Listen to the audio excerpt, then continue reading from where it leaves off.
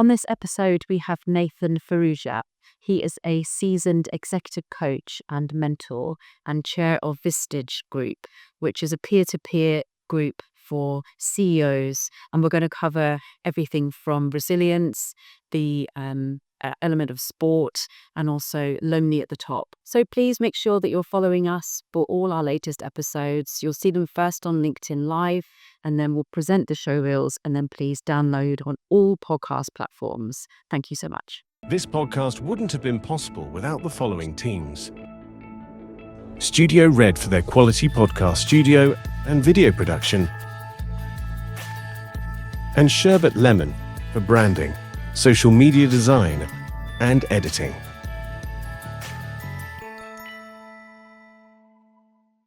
Nathan, thank you so much for joining our podcast. I know this has been a little while in the making because we first met 2 years ago, and I was so inspired by your story. I have your book on my desk, so it's great to have you with us.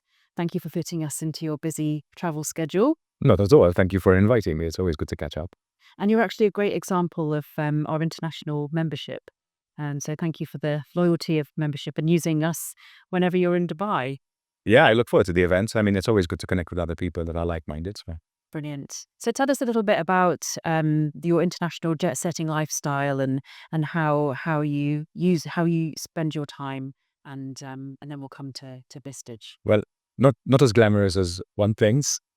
Spending too much time on planes, but I think needs must in the stage we're in our business where we're looking to expand and grow internationally. It's something that I think you need to set an example and be a role model, not expect your team to do the things you wouldn't be ready to do yourself.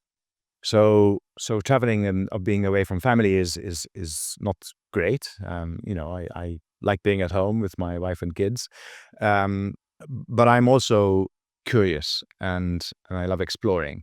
So I think that sort of is where the personality and the business sort of align. And I have other business partners who are better at running businesses. I'm not very good at running businesses. I'm good at exploring and finding new ones. So I think, having a good team means that you can play to each other's strengths. Definitely. So you stay in your lane, but up in the air quite a lot. Yeah, yes, good way. So tell us about Vistage. It's a 67-year established entity. Tell us all about it. Yes, it started with the typical adage of CEOs that it's lonely at the top.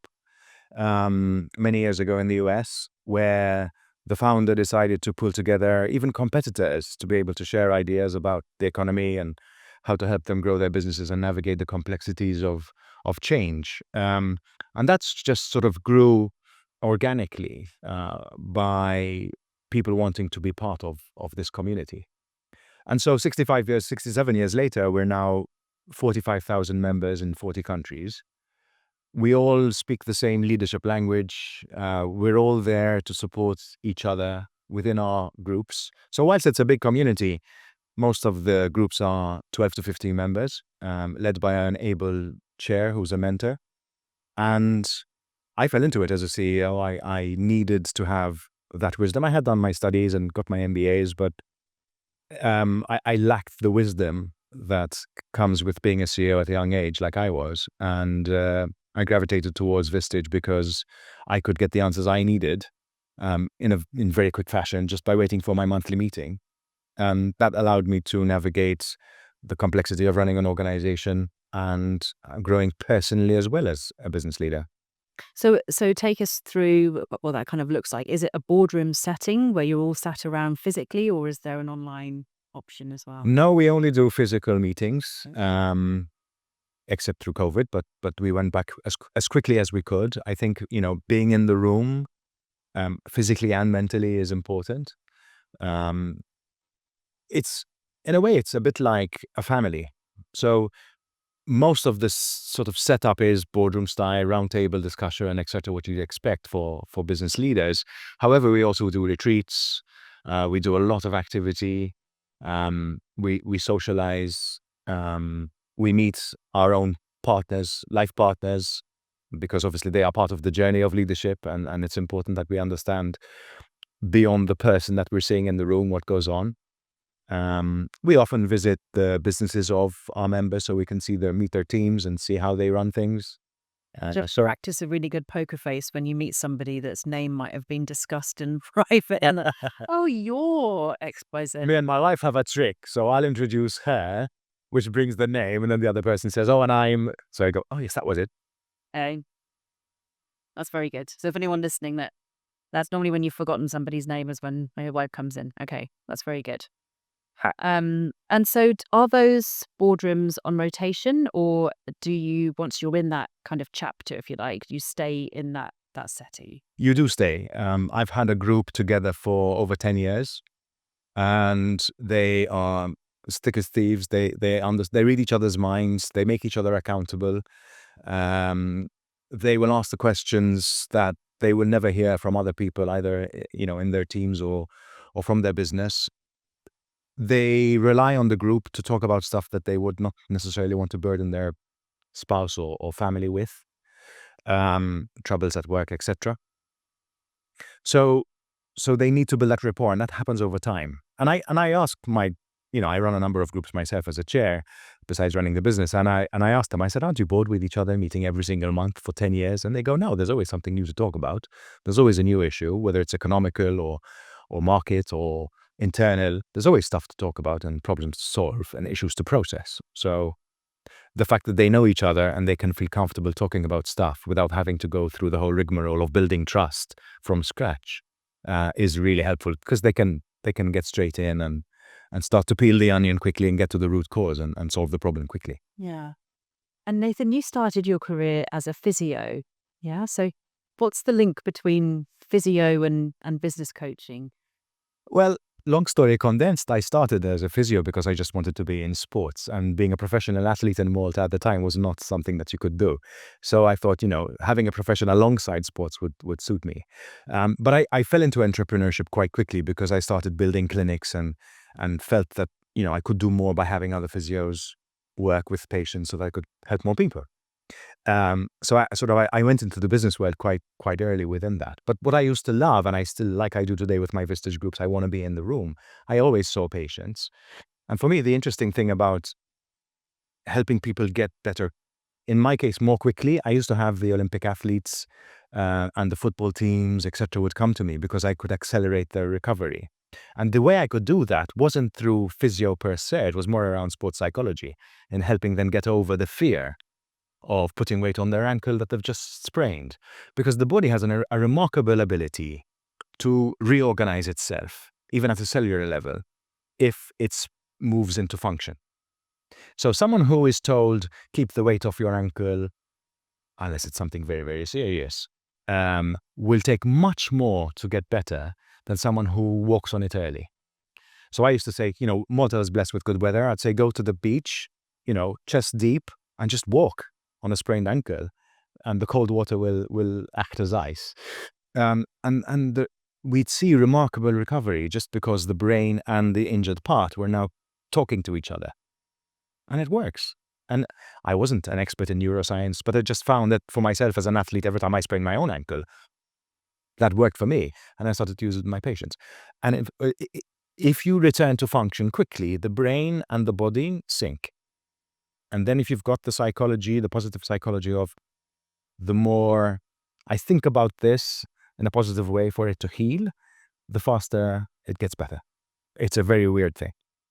Weird but wonderful. Yes. And it's funny because I do a lot of mindfulness practice, and I do a lot of self-aware sort of exercise, ice baths and stuff like that. And when you are in touch with your body and you understand how it works, you can actually control it. You read these stories about sort of Zen monks that can sort of control their heart rate by thinking about it. But that's actually true. You can do that because it's an autonomic nervous system that you can hack. So quite often through our masterclasses or any time that there's a health element to it, sometimes it's the most simple instruction, which is just focus on your breathing, particularly if you have a very high stress environment. Do you have any top tips for anybody that's driving along, listening to this now, that's feeling a little bit anxious? Is there anything that you'd suggest in terms of breath work? Absolutely. Breathwork in itself, using a proper practitioner that knows what they're doing is key. And the great thing is that it's physiologically proven. So it's not mumbo jumbo. You have the vagus nerve, which connects to the diaphragm, which goes straight to your brain. So if you do take a couple of deep breaths, you are going to switch off your sympathetic alarm system, your fight or flight response. This is very straightforward science. However, I think for me it would be learn about it. There's so much out there that people can learn about to improve their well-being, their mental and physical health. From not necessarily from traditional medicine, but also from alternative. As long as they're reputable and they make sense, use your better judgment to make sense of it. But there's a lot out there that we can learn, and it's fascinating what the brain can do and what the body can do if the brain allows it. And relating that back to CEOs, a healthy CEO should be then a healthy company. Yeah, the CEO is a corporate athlete. They need to be physically and mentally well if they want to take that stress. Stress from a decision to be made in the boardroom that is high complex and high importance is like lifting a new personal best in the gym. You have to go beyond what you think you can do, and that takes mental strength. So imagining that boardroom setting and everybody's established relationships, if, for example, somebody was to drop off for their own personal reasons, how do you go about recruiting to fill that seat? And, you've already established the trust in the relationship. What's the kind of implementation and Mm. chair? Right, interesting point, and it does happen. I think it's up to the chair to really find the right match culturally for that particular group. So just to give you an example, I've got entrepreneur groups who are very dynamic. They want to grow their business. They challenge each other. And then I have more seasoned groups who are perhaps more towards the twilight of their career. They're more interested in succession planning or maybe even selling their business and exiting. So those types of conversations are very different. So if I am replacing someone and filling up that chair, I need to make sure that that person is in the same state of mind to be able to join in those conversations.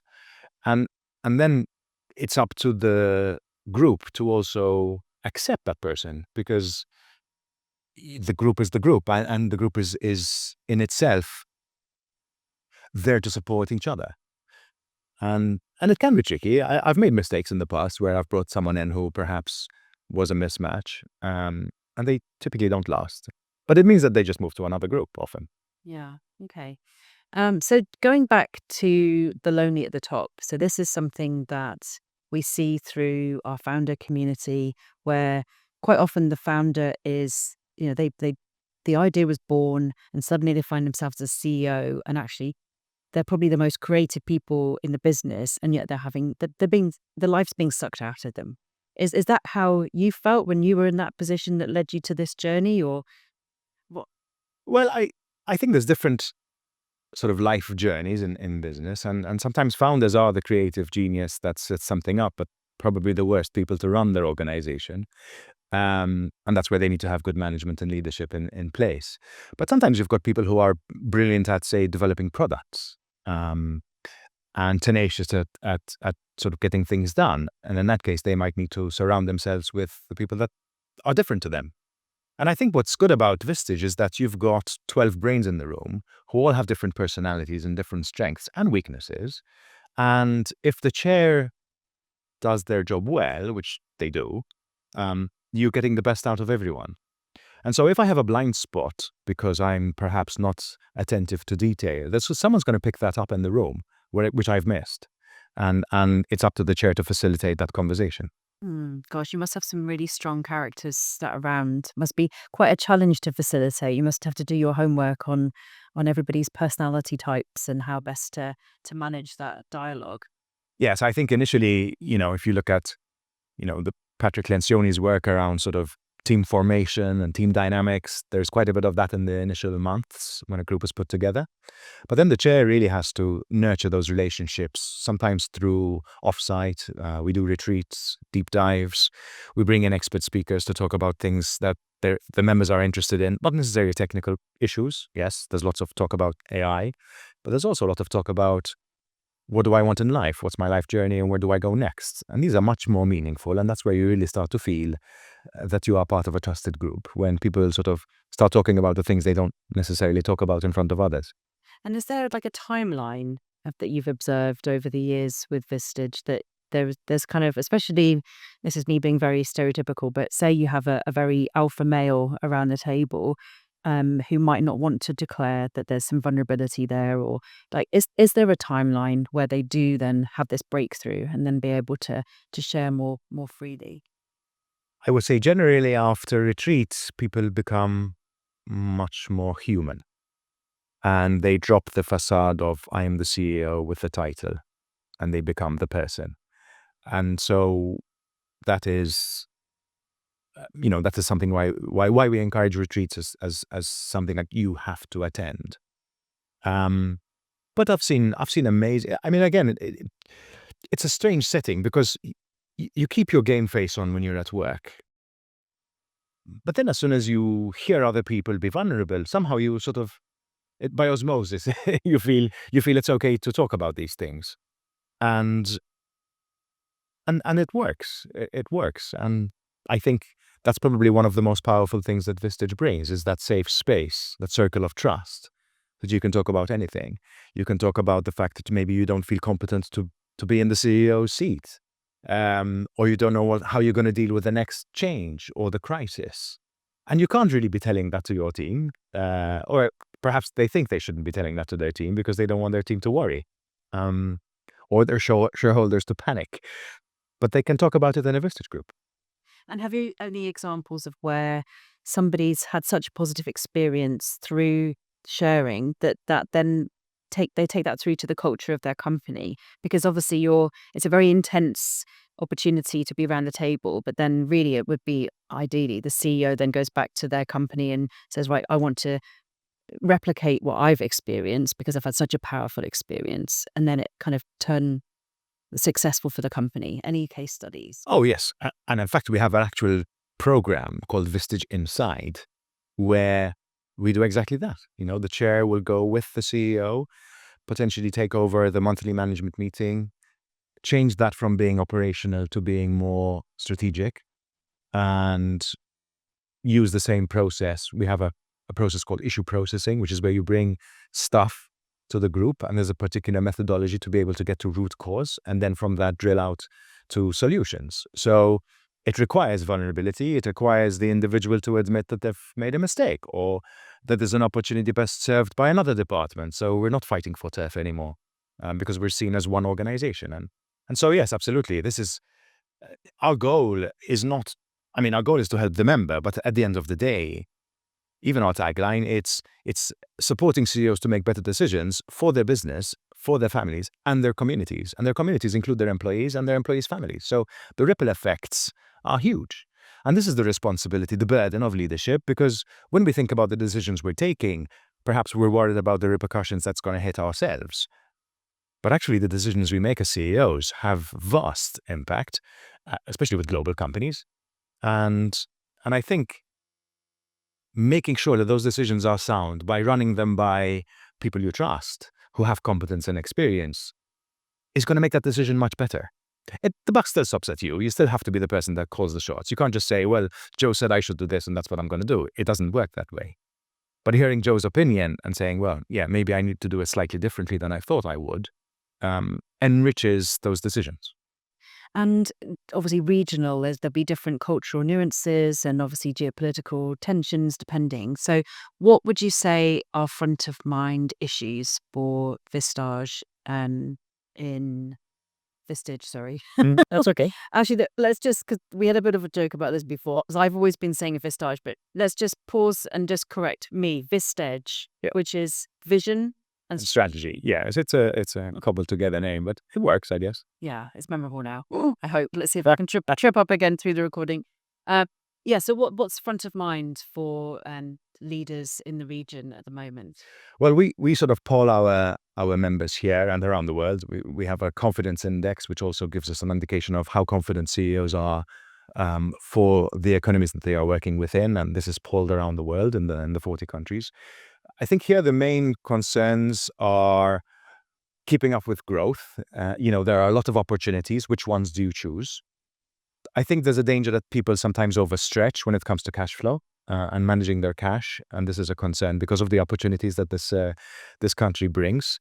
And also with growth comes the stretch on the human resources. So people are constantly trying to find talent and keep talent, and inevitably also, keeping up with the poaching of talent, where people have this mobility to be able to move from one company to the other quite quickly. So good problems to have, but still problems nonetheless. And you mentioned previously around talent attraction and retention being very, very linked to continuous learning. And I know you're very passionate about that. So free reign, tell us how important it is to continue on your learning path through your career. Well, I think if you are a CEO that thinks long term, then you want to invest in your people and help them grow, because then during that period of growth for themselves, they will have an affinity to the organization. And it's a quid pro quo. If I'm invested in, then I owe something back beyond the work. So I think this is, a psychological benefit of investing in your people. But then you're actually upskilling them to a point where they are more competent as well. So, you might be skeptical and say, well, I'm training them and then they leave and go work for a competitor. But if you train them and invest in them and pay them fairly and have the right culture of learning, people tend to stay. And I think the younger generation today is even more discerning when it comes to who I work for. Am I going to grow as a person as well as a technically competent individual? And so therefore, learning should not just be the technical skills I need to do the job, but the soft skills, the emotional intelligence development, the critical thinking. These are the things that are going to equip me as a young employee with the tools I need to cope in life. And therefore, I'm more likely to stick with a company that is giving me that. And when you're saying that, when you look back at your career history, can you share any times that either that was compromised or fulfilled? Well, I think sometimes you just get stuck in the busyness of having to do stuff, and therefore you forget to stop and think or read a book or talk to someone who's got more wisdom than you have. So, Vistage in that sense forced me to have to take time out to work on my business instead of being in my business every month. But I was very lucky because I had a board of governors, trustees, because it was mostly non-profit organizations that I was involved with, that clearly saw the benefit of developing me as a leader rather than just as the CEO that's going to run the business. And so I always got support when I went back and said, look, I'd like to do an MBA, for example, or I'd like to join a Vistage group, or I always got a green light, because they saw that if I became a better person, then I would better serve the organization. And you are deeply philanthropic. And I have your book, A Million Steps. So if you could provide a synopsis for anybody to entice them to read that, give us a summary of what you share in that book. Well, besides business life, I love sports and adventure, and basketball was my game, and I loved it. I was very severely asthmatic as a child, so I needed to do exercise to stay healthy more than others. But then I hurt my knees and I had to stop. So I fell into endurance and started experimenting with cycling and swimming and running and marathons, and then going on to ultra marathons. And at the time, I was working with a non-profit organization, and I wanted to raise funds and awareness for the charity. So I, as one does, you sign up for the marathon. I think the London Marathon was my first one, and raised some money. And I thought, but everyone's running marathons. I need to do something different to get more attention for this cause. And so I started, other sort of more ambitious projects, like running the Marathon des Sables in the Sahara, and running around Mont Blanc, and swimming from Corsica to Sardinia, all these crazy endurance challenges, which in a way got me on the map when it came to raising funds and awareness for the charities that I'm passionate about. But it also gave me a lot of stories to tell. And that's where the idea of the book came up, because I basically condensed all these stories from adventures and failures and experiences into this book. But I wanted to give some sense of how you can apply these principles I learned from the life, beyond the limit, to everyone else, because I didn't want it to seem like this is just stuff for endurance athletes. We all have our own struggles. We all have our own mountains to climb, and these metaphors for life and sports really parallel well. So I hope, and the feedback I've got from people that have read the book, is that you can apply some of the ideas in life, and it was helpful. So, and just to emphasize, 27 marathons in 27 consecutive days in 27 countries. Yes, that was a world record.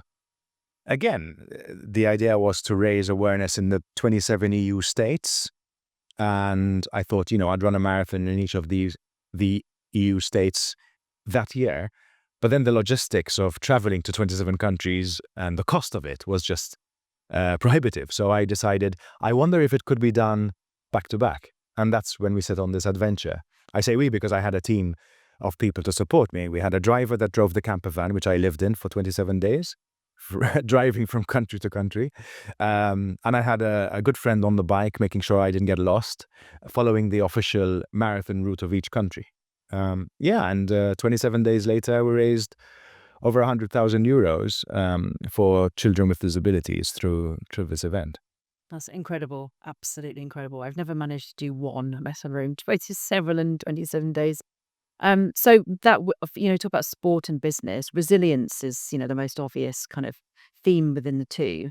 Do you think that what are the common links when you're chairing the boardrooms? Do you call them boardrooms or groups? We call them groups. Groups, yeah. Okay. Where do you see the themes coming out that you can link back to sport? For me, resilience is built through failure or through difficulty. And so we welcome discomfort. One of the things that we always encourage people to do is try new things that are going to make them uncomfortable. And the more comfortable they get being uncomfortable, the more resilience they build over time. And if we think about the neuroscience of it, it's translational between things like sports or art or music. Anything that brings strife and struggle, that allows you to come out the other end, recover and grow, works on your mind, irrespective of whether it's business or life. So this is why even when we check in before meetings, we check in our business scores, our personal scores, and our health scores, because they're all interrelated, especially for CEOs who are under pressure all the time. They're working long hours and they have this, this responsibility. They need to be physically fit, mentally fit, and personally, emotionally content if they want to do a good job as a leader. And that comes through practice, whether it's forced on you or you choose to do so, of being uncomfortable.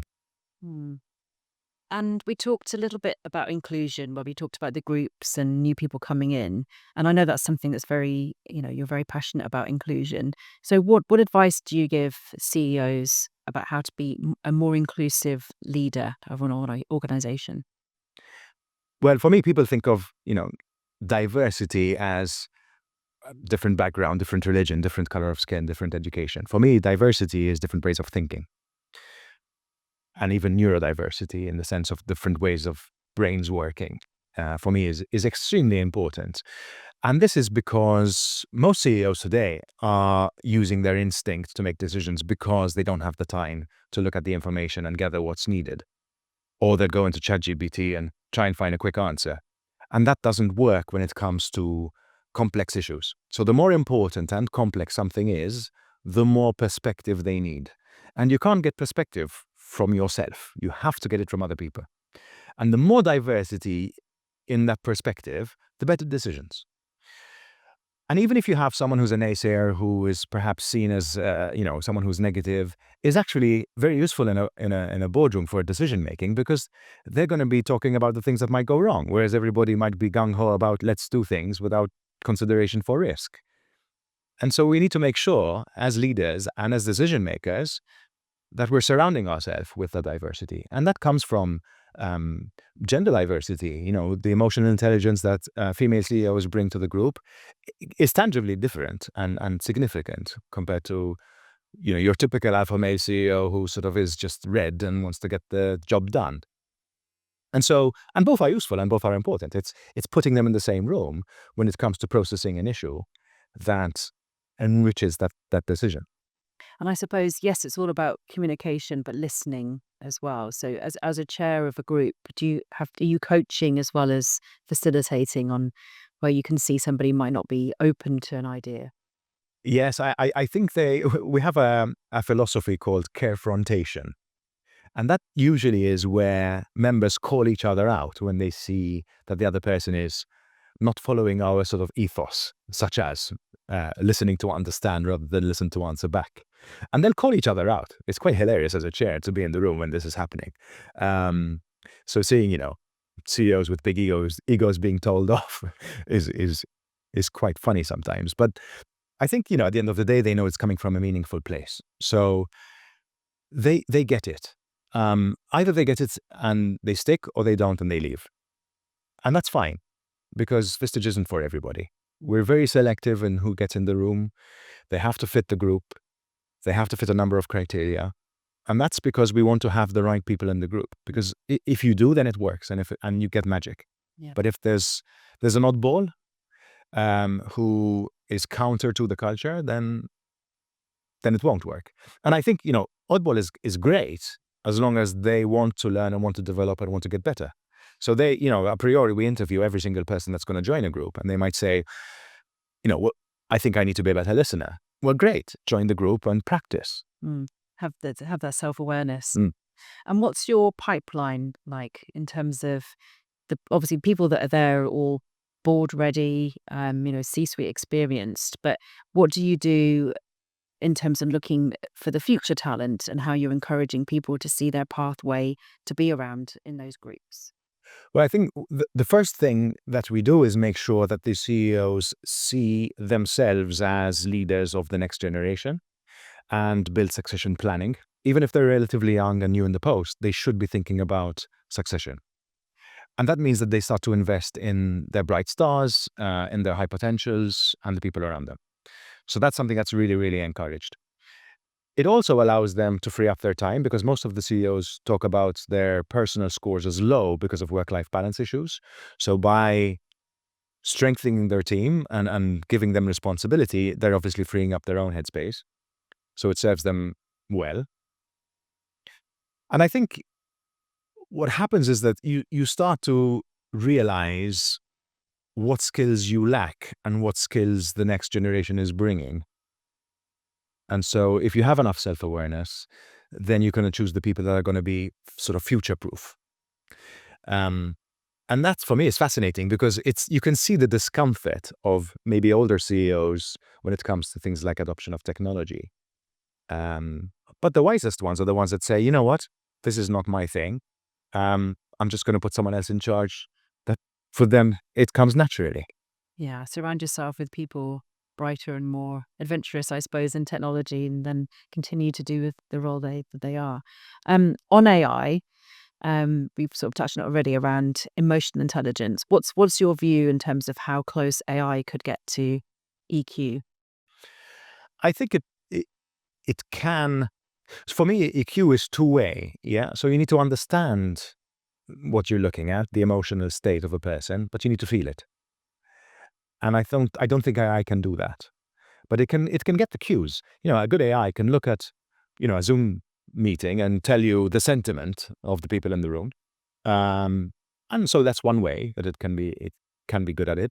But I think unless it starts to feel, which obviously it cannot yet, then it's always going to struggle. And this is why it's human plus technology that's going to win the race, rather than technology or humans. And I think this is where, the rhetoric is wrong. It's not humans versus AI. It's humans plus AI. Absolutely. And that's where we'll see the winners and the losers.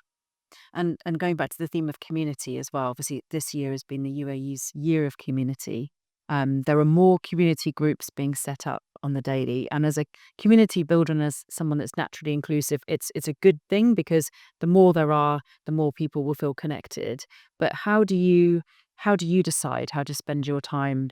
Obviously, you're a chamber member, but do you also look outside of Vistage to see where else you might add value? Yes, I do. If I can add value, absolutely, that's altruistic. But I also want to get value, and I come to your events because I meet interesting people that have great conversations.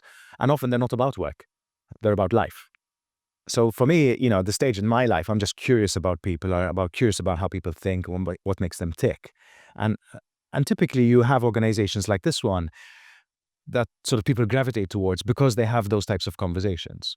And I will avoid networking events, etc., where it's really about one-upmanship or showing off or things like that. That doesn't interest me. Mm. But I'm not by nature an extrovert, so I don't always find it comfortable to walk into a room and start talking to someone. So obviously, having connected with them before, maybe at a smaller event, really sort of helps me be in the room and have those conversations. So I like the way that you have this diversity of activities where you've got sort of big networking or room events, but then you have small masterclasses where I can have an intimate conversation with someone who's sitting next to me. And that for me is great. That's what I like about it. Have you tried our speed networking? Yes. I did once, yeah. Yeah. How did you find that? I found it very challenging because I really want to know more. Yeah. And yeah, I It's like think a taster of something, and then you're 4 minutes gone, and then you trying to speak to somebody else. But sometimes our shyest members come along to that because it forces them in a nice way to speak to as many people as possible. yes, I just got told off for breaking the rules and overstaying my time. Yeah. Or equally, you're a very interesting person, so I'm sure the person opposite wants to stay longer. Thank you. So what's next? What's your plans in terms of just continuous learning and development for Vistage? I think on a personal level, I want to continue to learn about the region and the GCC in a wider sense and understand the needs of leadership here. And it's something that as countries evolve, as nations change, as culture and economics shift, you need to keep at it. So having a finger on the pulse means that I want to be here often, whilst my family is obviously still in Malta. I think on a business level, for me, it's really about having great chairs join the fray and join Vistage, either as a sideline activity that they want to do to give back, but also make a little sideline business out of, or jump in and have multiple groups and dedicate themselves towards the future leaders and be a leader of leaders. And I think, when someone decides that's what I want to do now, as I have, it also helps you really understand what's important in life, because essentially you're dedicating yourself to help others, but at the same time, you're getting so much benefit yourself. I love my monthly meetings. I've built 8 groups. I still run 4 of them. And for me, the most enjoyable time of work is when I'm in my Vistage group. Where do you host them out of interest? Do you change the location? Yes, sometimes at a golf club, sometimes at the Capital Club, sometimes in a hotel. But the ones I like most is where the member hosts. So we have members that can host their monthly meeting. And typically, if there's 12 people in a room, they can do one each once a month. And that's really where you start to see 2 things. One, what they're saying in the room, whether it's actually real, because you're actually going there. And the opportunity to meet their teams as well. So as you walk around, you can sort of get a bit of a sense of what the culture of this business looks like when you're actually there in their offices. It must be so fascinating when you're just talking about sort of storytelling and imagining something, then seeing it in real life, to build that whole story of somebody that you've spoken to on a monthly basis. Yes, absolutely. And it also helps you. It encourages you, as a chair, you want your people to be transparent. Don't come and tell me how great things are, because that means you're not going to work on anything. So we've really helped businesses grow significantly, often twice as fast as their industry average, because they come with the issues that they need processing. And that's what's great about Vistage, because they don't do that anywhere else. And so when you sort these things out, these root cause problems, you accelerate your growth. And we're seeing it. So economically, the return on investment of Vistage membership is significant, because it's helping you make better decisions before next month, whereas most CEOs tend to procrastinate the things they don't like doing. And that's really helpful. It must be for members of your group, as you say, you look forward to it. They must look forward to it, getting a huge amount of reinvestment back into their personal and professional development. On that theme, for anybody listening that isn't part of Vistage yet, what advice would you give to somebody that might be feeling, as we say, lonely at the top, facing challenges, but sees opportunity? What advice would you give them of how best to manage that? Well, I would say find remarkable people that you can connect with. It doesn't have to be Vistage. I think the advantage of Vistage is that it's curated. The chairs go through Chair Academy. They're competent and they can be effective mentors. And they've also been through the pain that you may be going through at any point in time. But the most important thing is to be in the room with like-minded people. But you have to bring yourself. You have to be vulnerable. You have to bring your whole self with your issues, not just your success. But it's about overcoming the obstacles that the voice in their head is saying, I don't have the time, or perhaps I don't want to spend the money, or I'd rather invest it in something else. And I think if you can overcome those obstacles that we create for ourselves and you try it out, I think, it's a bit of a no-brainer. Most of our members stay for, on average, 5 years in Vistage. And often they leave because they've left the country or they've sold their business, or it's part of succession.